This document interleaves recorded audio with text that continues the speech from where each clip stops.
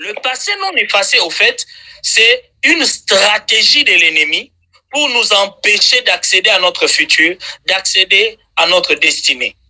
Alors, comment le diable s'y prend? Je vais vous montrer un peu certaines ruses que le diable utilise pour maintenir simplement notre passé là, présent, que ce passé ne puisse pas être effacé. Nous amène l'impénitence. Lorsque je parle de l'impénitence, ça veut dire simplement le refus de la repentance. Le diable sait que tant qu'un homme n'est pas passé par la vraie repentance, eh bien, son passé ne passe pas. Son passé demeure là. Son passé ne peut pas être soldé par Dieu parce que le pardon de Dieu est conditionné par la repentance. Yes. Au fait, lorsque Dieu nous demande de nous repentir, la repentance, c'est un moyen pour Dieu de solder notre passé afin de nous ouvrir vers une nouvelle destinée. Or, beaucoup de gens, même ceux qui sont devenus des chrétiens, il y en a beaucoup qui ont loupé la repentance.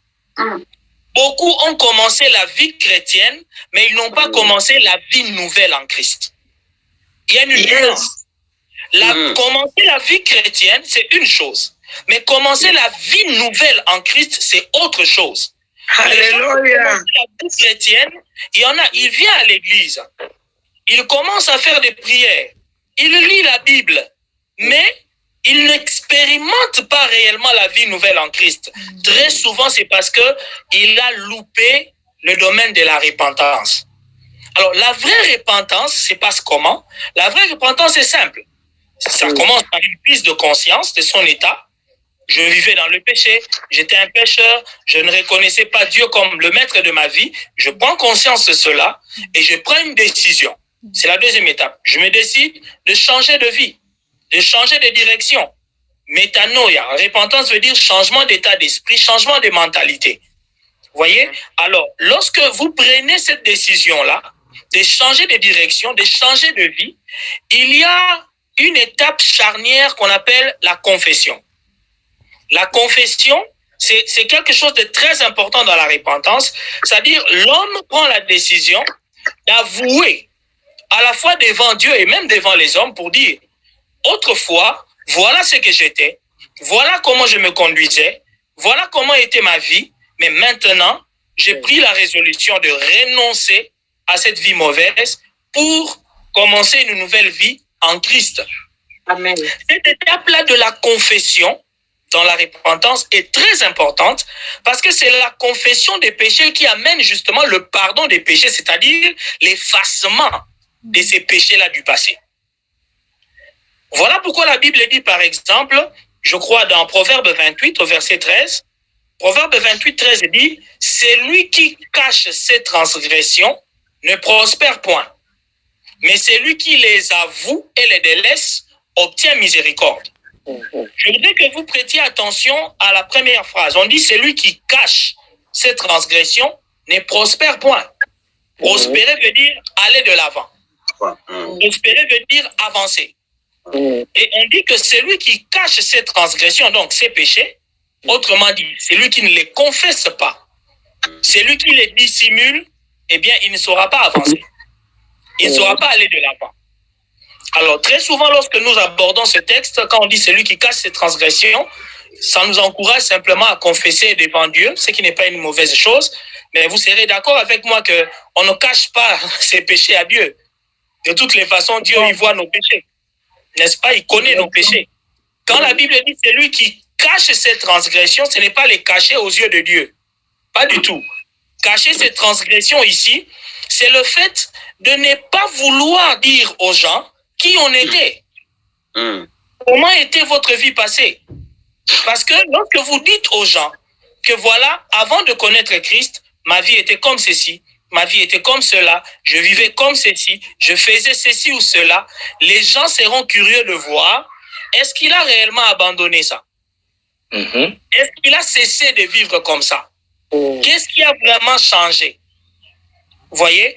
Alors, beaucoup de gens, en ratant cette étape-là de la repentance, la vraie repentance, qui passe par cette confession sincère de qui on était, de ce qu'on faisait, de comment était notre vie, beaucoup de gens, en ratant cela, ils ne sont pas parvenus à la vie nouvelle en Christ. Dieu n'a pas pu faire des choses nouvelles dans leur vie. Et ces personnes-là restent accrochées à leur ancienne vie, tout en étant dans l'église, tout en se disant chrétien. Amen. Yes. C'est ça qui fait que dans nos églises, dans la plupart de nos églises, nous nous retrouvons avec des gens qui aiment Dieu certainement, qui sont là, qui aiment servir Dieu.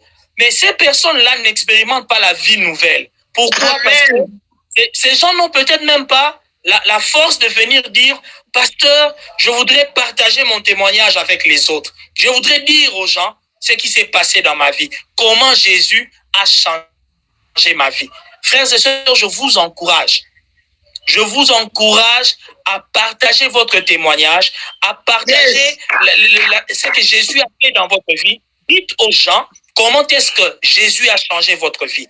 Dites aux gens ce que vous étiez avant de connaître Christ et ce que vous êtes devenu après avoir connu Christ.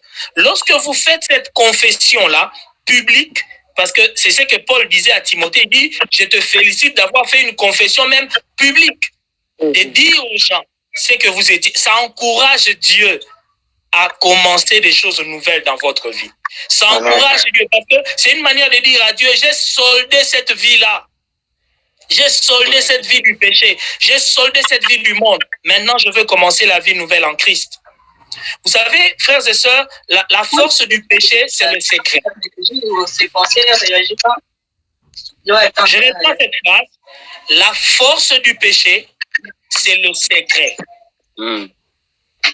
Tout péché que vous gardez comme un secret et que vous n'êtes pas capable de le dire, même à un homme de Dieu, de le dire à un frère, à une sœur, tant que vous gardez ce péché-là secret, au fait, vous nourrissez ce péché-là pour qu'il devienne encore plus fort. Et c'est comme cela que beaucoup de gens n'arrivent pas à commencer la vie nouvelle ou à vivre la vie nouvelle en Christ parce qu'ils n'avouent pas certains péchés auxquels ils sont peut-être même accrochés jusque-là. Vous êtes chrétien, vous êtes chrétienne, vous qui m'écoutez en ce moment, peut-être que vous luttez contre un péché. Peut-être que vous luttez contre quelque chose que vous sentez fortement enraciné en vous. Ça ne vous fait pas plaisir. Vous avez besoin d'abandonner cela. Vous avez besoin de passer à autre chose, de vivre autrement en tant que chrétien. Mais vous sentez comme si ce péché-là s'accroche à vous.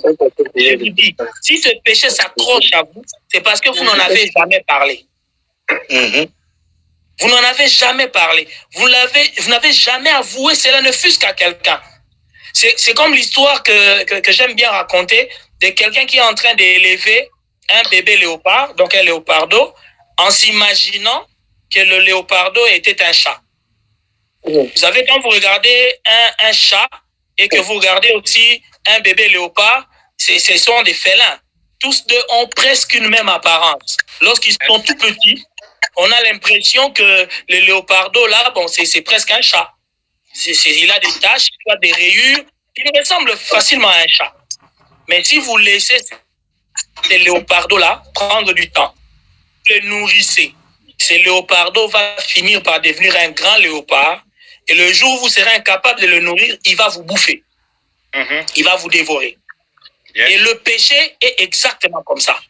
Tant que vous gardez ce péché en vous, c'est comme si vous êtes en train de l'élever. Et chaque fois que vous commettez ce péché et que vous n'avouez pas, vous commettez ce péché, vous n'en parlez pas, vous êtes en train de le nourrir. Ce péché-là est en train de grandir. Ce péché est en train de devenir un grand léopard et finalement, il va vous dévorer. Et lorsque ce péché vous aura dévoré, vous serez incapable de passer à autre chose. Vous serez incapable de vivre la vie nouvelle en Christ. Alors moi, ce que je vous demanderai, frères et sœurs, évitez l'impénitence. Un vrai chrétien doit mener une vie de repentance permanente pour passer à de nouvelles choses.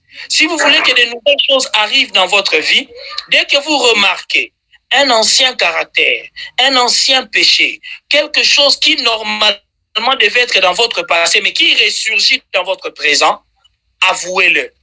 Parlez-en. Allez vers un homme de Dieu, allez vers un frère. Dites à ce frère, frère, prie avec moi, aide-moi. Il y a tel péché qui s'accroche à moi. Je tombe souvent dans tel problème. Comme vous en parlez, eh bien, Dieu va régler ce péché-là. Il vous aidera à faire passer cette histoire de manière que quelque chose de nouveau arrive dans votre vie. Le diable, bien aimé, il vous permettra d'aller à l'église. Il vous laissera prier. Il vous laissera lire la Bible. Tant que votre vie ancienne demeurera présente en vous, le diable vous laissera tranquille. Il vous laissera tranquille. Il vous laissera aller à l'église. Parce qu'il est sûr et certain que tant que vous n'avez pas réellement changé, tant que votre vie ancienne est là, eh bien, la vie nouvelle en Christ ne viendra pas. Les choses nouvelles de Dieu ne viendront pas. Donc le diable vous laisse tranquille. Mais dès que vous prenez la résolution de dire toutes les choses anciennes dans ma vie doivent passer, ça doit s'effacer, alors le diable craindra parce qu'il sait que les nouvelles choses viendront. La deuxième chose que le diable utilise pour maintenir notre passé, c'est la culpabilité. Est-ce que quelqu'un peut dire avec moi la culpabilité? La culpabilité. Très bien. Culpabilité. Je veux simplement que vous les répétiez pour que je sache que vous êtes là et qu'il y a un feedback. Yes. Amen, on est là vraiment. On est là. Amen. Amen, La on te suit. culpabilité, c'est On est là, mais une des choses que le il y a diable l'obscurité utilise. aussi, non? Mais on est là. C'est une des choses que le diable utilise pour nous empêcher d'accéder aux nouvelles choses avec le Seigneur. La culpabilité, c'est quoi? C'est au fait une condamnation permanente de nos erreurs du passé. Je crois que chacun de nous, tel que nous sommes là, si tu utilises un petit rétroviseur pour voir toute ta vie passée, bon, si tu as à peu près mon âge, moi je suis déjà dans la quarantaine, les années passent vite. Lorsque vous regardez un peu votre rétroviseur, vous pouvez commencer vous-même à identifier combien d'erreurs vous avez commises dans votre vie passée. Vous pouvez vraiment réaliser cela. Et je peux vous assurer que le diable s'arrangera toujours à mettre un rétroviseur devant vous pour que vous vous rappeliez toujours de vos erreurs du passé. Le diable, au fait, c'est vraiment un agenda, c'est quelqu'un qui a une mémoire d'éléphant. Le diable n'oublie rien. Et il viendra toujours vous rappeler votre passé, tout le temps. Il ne s'empêchera pas de le faire.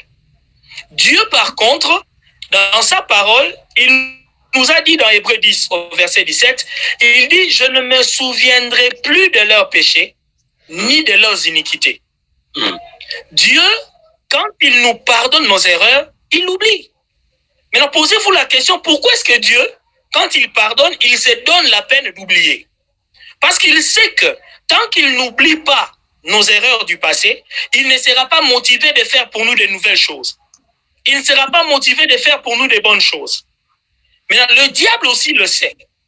Lorsque le diable nous rappelle toujours nos erreurs du passé, même si tu as demandé pardon, même si tu as demandé la grâce et la miséricorde de Dieu, le diable viendra te dire, tu es indigne de la grâce, tu es indigne que Dieu te bénisse, tu es indigne que Dieu te visite. Regarde ce que tu avais fait, regarde ce que tu avais fait. Et le poids de cette culpabilité sur notre cœur nous empêche de passer à autre chose.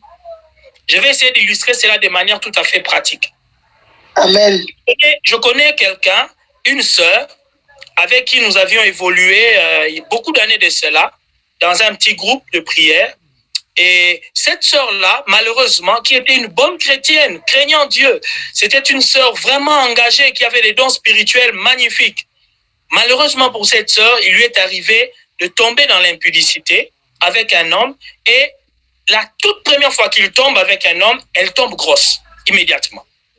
Quand elle tombe grosse, elle habitait chez sa grande sœur. Sa grande sœur dit, écoute, si mon mari apprend que toi, ma petite sœur, tu es tombée enceinte ici dans sa maison, ça va créer des problèmes. Il faut absolument que nous puissions faire avorter cette grossesse.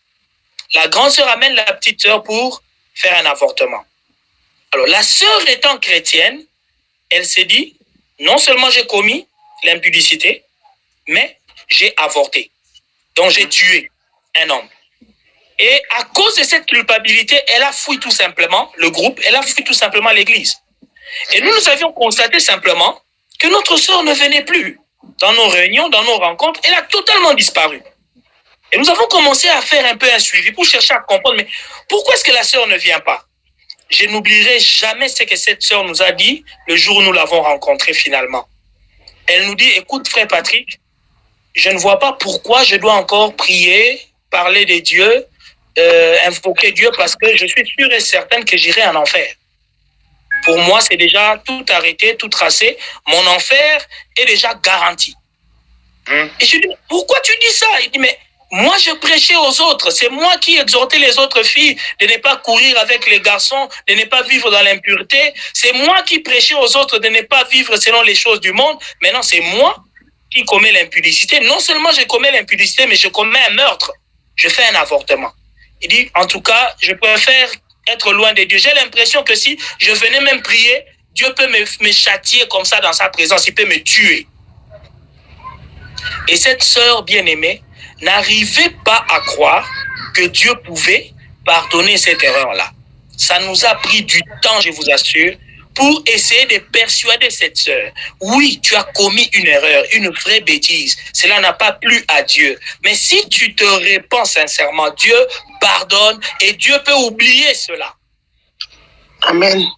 Mais vous savez, lorsque vous tombez dans une erreur pareille, croyez-moi, le diable ouvre son dossier, il ouvre son carnet noir, votre casier judiciaire, il note ce grief-là et il vous rappellera ce grief-là presque chaque jour. Il y aura des moments où vous vous mettez à genoux, vous voulez prier, vous êtes à genoux et vous entendez un prédicateur dans votre tête, et c'est le diable, il commence à vous dire, qu'est-ce que tu veux faire? Tu veux prier? Oh, écoute, laisse tomber. Qu'est-ce que tu veux faire là? Tu penses vraiment que Dieu va t'écouter avec ce que tu avais fait, avec ce que tu as commis? Oh, laisse tomber. Il va te décourager même de prier. Le diable est un prédicateur de la condamnation. Il prêche très bien ce message-là. Il le prêche tellement bien qu'il nous rappelle toujours nos erreurs du passé. Et je voudrais dire à quelqu'un qui m'écoute ce soir, frère, sœur, Dieu nous a donné deux yeux. Regardez bien comment il a placé ces deux yeux-là. Il les a placés devant nous. Il y en avait deux. Dieu aurait pu mettre un œil devant et un autre œil derrière pour nous permettre de voir ce qui vient derrière nous là-bas. Mais Dieu a pris les deux yeux, il les a placés devant nous. Comme pour nous dire, regardez toujours de l'avant. Amen. Il ne nous a pas donné des rétroviseurs. Nos véhicules ont des rétroviseurs, mais l'être humain, Dieu ne lui a pas doté des rétroviseurs. Alors faites attention. Toutes les fois que le diable cherche à vous rappeler vos erreurs du passé et que cela suscite en vous une condamnation, une culpabilité, comprenez que c'est la voix du diable. Ce n'est pas Dieu qui est en train de vous rappeler vos erreurs. Priez le Seigneur pour que toute condamnation soit dissipée de votre cœur. La Bible nous dit qu'il n'y a plus de condamnation pour ceux qui sont en Jésus-Christ. Yes. Il n'y en a plus. Ce ne sont pas nos jeûnes, nos prières qui peuvent effacer nos erreurs du passé. C'est le sang de Jésus-Christ à la croix qui efface toutes nos erreurs du passé. Je prie le Seigneur en ce moment que quelqu'un soit déchargé de ses erreurs du passé. Que quelqu'un soit déchargé de la culpabilité. Que quelqu'un soit déchargé de la condamnation. Au nom de Jésus, je prie Dieu pour qu'il n'y ait pas dans votre cœur une quelconque culpabilité. La troisième chose pour avancer vite, parce qu'il faut que je termine dans 10 minutes, la troisième des choses que l'ennemi utilise pour nous maintenir dans notre passé, eh bien, c'est la rancune. La rancune en tant que manque de pardon. Vous savez, la culpabilité demande à ce que nous nous pardonnions nous-mêmes. Vous voyez, lorsque nous demandons pardon à Dieu, Dieu pardonne et il oublie. Mais nous devons nous pardonner à nous-mêmes aussi. Mais non seulement nous pardonner à nous-mêmes, nous devons être aussi disposés à pardonner aux autres. Vous voyez, pardonner aux autres, c'est vous libérer vous-même de certains poids de votre passé. Vous savez, il y a des gens qui vous ont fait du mal, certainement. Vous avez subi des injustices, certainement. Mais écoutez, tant que vous ne pardonnez pas, c'est vous qui souffrez. Pardonner aux autres, c'est vous libérer vous-même. On ne pardonne pas aux autres pour les libérer. Pas du tout. Vous savez, la plupart des temps, les gens qui nous font du mal, ils s'en foutent éperdument. Quelqu'un vous fait du mal, il s'en va, il s'en fout, il continue sa vie tranquillement. Mais c'est vous qui souffrez. Parce que vous remémorez toujours le mal que la personne vous a fait. Vous pensez toujours à ce qu'on vous a fait. Ah, celui-là, il m'a fait ceci, il m'a fait cela. Qui souffre? C'est vous. Mais votre bourreau en ces moments-là, c'est lui qui vous a fait du mal. Il mène peut-être la grande vie. Il a même oublié qu'il vous a fait du mal. Alors pourquoi celui qui vous fait du mal oublie? Mais vous, à qui on a fait du mal, vous n'oubliez pas. C'est vous qui souffrez doublement. La meilleure des choses, c'est de pardonner à quiconque vous a fait du mal. Libérez-vous de tout fardeau de rancune, de tout fardeau de rancœur. Soyez comme Joseph. Joseph, fils de Jacob, il a été vendu par ses propres frères. On lui a fait tellement du mal par ses propres frères. Mais le jour où il les rencontre, il dit, ne vous inquiétez pas, je ne me vengerai pas. Ce n'est pas vous qui m'avez envoyé ici, en Égypte, c'est Dieu qui m'a envoyé ici.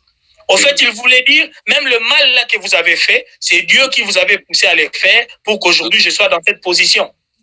Amen.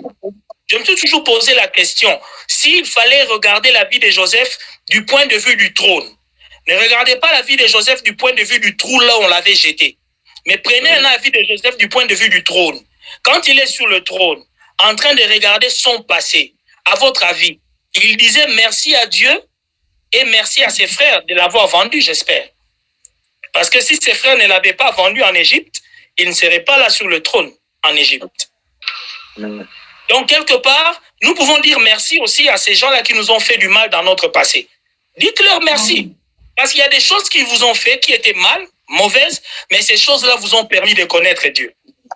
Ces choses-là vous ont permis d'être courageux. Ces choses-là vous ont permis d'aller de l'avant. Ces choses-là vous ont permis de marcher avec un certain esprit de défi dans la vie, de réussir dans la vie. Parce que quelqu'un vous a méprisé, par exemple. Quelqu'un vous a diminué, par exemple. Ça vous a motivé à travailler plus pour réussir. Maintenant que vous avez réussi, eh bien, oubliez ce mal-là. Ne vous vengez pas. Ça ne servirait absolument à rien. Oubliez le mal qu'on vous a fait. Soldez ce passé-là. Même quand vous rencontrez le bourreau, la personne qui vous a fait du mal, donnez-lui à boire, donnez-lui à manger. Oubliez cela. Que le diable ne puisse pas garder votre cœur dans l'amertume, parce qu'en gardant votre cœur dans l'amertume, dans la rancœur, vous bloquez vous-même les nouvelles choses que Dieu pourrait faire pour vous. Et c'est très important à comprendre. L'avant-dernière chose que l'ennemi fait pour que notre passé ne soit pas effacé, eh bien, il nous maintient dans des souvenirs douloureux. Je parle là des souvenirs douloureux. Les souvenirs douloureux, j'appelle ça, je peux appeler ça aussi les blessures intérieures. Vous savez, moi j'ai perdu mon père à l'âge de 13 ans. À 13 ans, j'étais déjà orphelin de père. Et je peux vous assurer que ce vide affectif, avant que je ne comprenne comment est-ce qu'on peut être guéri des blessures intérieures, ce vide-là me tourmentait. Ça me dérangeait terriblement. D'ailleurs, je peux vous dire que avant la mort de mon père, je connaissais déjà le Seigneur très tôt. J'ai eu la grâce de connaître le Seigneur vraiment tôt dans ma vie. Déjà à l'âge de 8-9 ans, j'évangélisais déjà. J'étais un petit gamin, mais qui faisait du porte-à-porte avec une amie à moi qui est en Allemagne. Je pense qu'elle est peut-être en ligne aussi, la sœur Espérance. On évangélisait déjà. Mais quand mon père est mort, je me suis dit, Dieu m'a déçu. Pour moi, la mort de mon père, c'était une déception. J'ai dit, Dieu m'a déçu. Comment il peut permettre que mon père meure tandis que je n'ai que 13 ans? Cela m'a poussé même à repousser Dieu, à rejeter un peu les choses de Dieu, à chercher à vivre comme tous les autres jeunes gens. Bien heureusement pour moi, à l'âge de 18 ans, le Seigneur m'a récupéré encore dans sa maison, dans sa moisson, et j'ai repris mon service pour le Seigneur. Mais cette perte-là de mon père, la mort de mon père, a toujours été quelque chose de blessant dans mon cœur pendant beaucoup d'années. Et j'avais tendance, par exemple, je me rappelle encore, lorsque j'avais entamé une première relation avec une sœur, et des relations de fiançailles, je disais à cette sœur-là, écoute, moi, je ne fais pas de cachotterie, je ne sais pas comment cajoler une femme, parce que moi, on ne m'a pas cajolé. Hein. J'avais tendance à dire ça. Moi, on ne m'a pas cajolé, la vie ne m'a pas fait des cadeaux, il ne faut pas t'attendre à ce que je sois là en train de te supplier, de te cajoler. je ne suis pas fort en ça. Je ne comprenais pas que c'était en réalité une blessure. Le caractère de beaucoup de gens aujourd'hui est affecté par rapport aux douleurs qu'ils ont connues dans leur passé. Peut-être que vous avez grandi comme orphelin, orpheline. Peut-être que vous avez grandi dans des situations bizarres. Vous avez connu des drames dans votre famille. S'il vous plaît, ne vivez pas dans la tristesse de ces événements passés. Jouissez de la vie en Christ. Cherchez la joie qui vient de Dieu. Ne pensez plus à ces événements passés. Ne pensez plus à ce que vous avez connu dans votre passé. Il y a des gens, à chaque fois qu'on arrive à la date où il a perdu son père ou sa mère, eh bien, c'est à nouveau un deuil. C'est à nouveau des pleurs. Les larmes coulent tout le temps. On se morfond par rapport aux douleurs du passé. Bien-aimé, lorsque tu continues à pleurer ton père ou ta mère, qui est déjà parti, qui nous a quittés par exemple, ça empêche Dieu de te donner de nouveaux pères et de nouvelles mères. Pendant qu'il y a une promesse pour ça. Le Seigneur a dit, celui qui a quitté son père et sa mère pour l'évangile, il aura des pères, il aura des mères. Dieu peut te donner quelqu'un qui peut jouer le rôle de ton père, le rôle de ta mère. Dieu peut compenser, il peut remplacer. Amen. Mais lorsque tu te morfonds toujours sur ce que tu as perdu dans le passé, il est difficile que Dieu te donne quelque chose de nouveau. Et enfin, la dernière des choses dont je voudrais parler, c'est la nostalgie. Quand je parle de la nostalgie, c'est aussi un moyen que l'ennemi utilise pour nous empêcher de passer à des choses nouvelles. Qu'est-ce que j'appelle la nostalgie? C'est le fait qu'il y a des gens qui ont toujours le regard tourné vers leur succès du passé. Dans notre passé, il n'y a pas que des échecs, il n'y a pas que des erreurs. Il y a des gens qui ont eu un passé glorieux. Ils ont eu une vie de gloire, ils vivaient dans l'opulence, dans l'abondance. Son passé, c'était un passé de réussite. Il y a 2-3 ans, tu avais un bon emploi qui payait bien, tu vivais bien. Mais au jour d'aujourd'hui, la vie n'est plus la même. Tu as peut-être perdu le confort que tu avais hier, tu as perdu le travail que tu avais hier, et ça devient pour toi un drame. Tu es tout le temps en train de penser en disant « Oh, vraiment, les années passées étaient meilleures. Vraiment, il y a 5 ans, nous, on a fait une vie aisée. Nous, on a grandi dans l'abondance.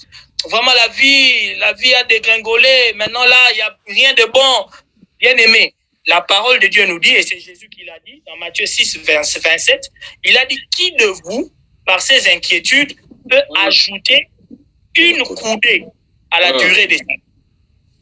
Il dit qui? Tes inquiétudes, bien-aimés, tes soucis n'ajoutent rien par rapport à la durée de ta vie. Cela veut dire, le fait que tu sois nostalgique, que tu aies des soucis, des inquiétudes par rapport à un bien-être que vous aviez dans le passé, cela n'améliore en rien votre futur, cela n'améliore en rien votre destinée. Vous voyez, passer une nuit en train de se morfondre dans les soucis et les inquiétudes, ça n'arrange pas votre futur. Au contraire, ça peut vous provoquer des maux d'estomac, ça peut vous provoquer de la tension artérielle et votre futur risque d'être compromis parce que vous tomberez malade. Ça ne sert à rien d'être nostalgique. Au contraire, dites-vous, Dieu peut me restaurer et la mesure restaurée est toujours supérieure à la mesure perdue. Si tu es un Job, alors ne pleure pas ce que tu as perdu parce que Dieu peut te donner le double de ce que tu as perdu. Amen. Vous voyez? Tant que vous avez les yeux fixés sur la gloire du passé, vous risquez de manquer la dernière gloire de la maison qui sera normalement plus grande que la première. Vous voyez, Dieu nous prépare toujours une plus grande gloire tant que nous ne restons pas accrochés à la première gloire. Et c'est valable même dans le ministère. Tu es serviteur de Dieu. Autrefois, tu avais l'onction, le ministère avançait bien, tout allait bien. Aujourd'hui, tu sens comme si tu as perdu certaines choses. Croyez-moi, bien-aimé. Ne garde pas tes yeux fixés sur les succès du passé, sur la gloire du passé. Il y a une plus grande gloire qui t'attend dans l'avenir. Donc, bien-aimé dans le Seigneur, faites attention. Nous devons solder notre passé. Je prie Dieu ce soir pour que quelqu'un fasse un vrai shift. Je prie Dieu ce soir pour que quelqu'un puisse vraiment traverser de l'autre côté, quitter le camp du passé pour commencer à avoir les yeux fixés vers son futur, parce que Dieu a dit, je veux faire une chose nouvelle. Et il te pose la question, ne la connaîtrez-vous pas? Il te pose la question, est-ce que tu ne veux pas connaître ce que je veux faire? Or, si tu veux connaître ce que Dieu veut faire de nouveau, alors solde le passé. Oublie ce passé-là et que le Seigneur vous bénisse chacun d'entre vous. Oh, amen, amen, amen. Est-ce qu'on peut acclamer le Seigneur? Il y a quelqu'un qui peut acclamer le Seigneur là où c'est tout.